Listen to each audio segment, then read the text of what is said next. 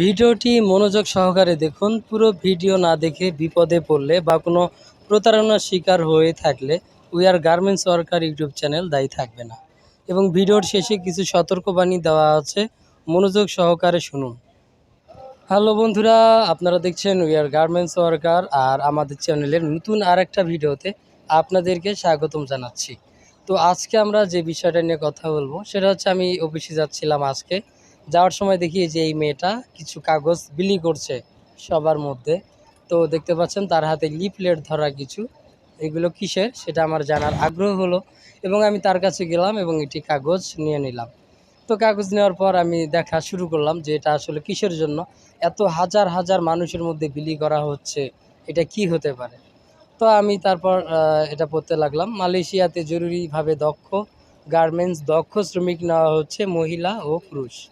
এটা হচ্ছে দারুসুন্নাত international travels limited থেকে নেওয়া হচ্ছে। Overlock machine operator, plain machine operator, flat lock machine, sample man, quality inspector, screen print man operator এবং iron man তারা নিচ্ছে। শিক্ষাগত যোগ্যতা পঞ্চম শ্রেণী হলেই হচ্ছে।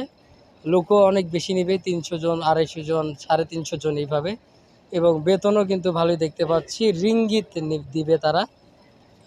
যেমন এখানে লেখা আছে 2095 রিঙ্গিত দিবে, মানে মালয়েশিয়ার টাকা হিসেবে দিবে 2095 রিঙ্গিত। তো সেই হিসাবে কিন্তু আমাদের বাংলাদেশি টাকায় প্রায় 45,000 টাকার মধ্যে চলে আসবে। যদি আমরা হিসাব করি তাহলে 45,000 টাকার মতো বাংলাদেশি টাকায় পাবেন। একটি অপারেটর কমপক্ষে 2টি প্রসেস জানতে হবে। বিদেশ যাওয়ার পর সম্পূর্ণ খরচ মালিক বহন করবে এবং বিদেশ যাওয়ার পর আপনি সব টাকা পরিশোধ করে দিবেন। তো প্রসেসিং খরচ ও আপনার খরচ আলোচনা সম্পর্কে আর কি, সম্পর্ক সাপেক্ষে। তো যেহেতু তারা সব খরচ দিবে, আর এই সব ক্ষেত্রে বেশিরভাগ আমি দেখেছি বেশিরভাগগুলোই ভুয়া থাকে। 2-1টা ভালো থাকে হয়তো ট্রাভেলস লিমিটেড, কিন্তু বেশিরভাগগুলোই ভুয়া হয়ে থাকে।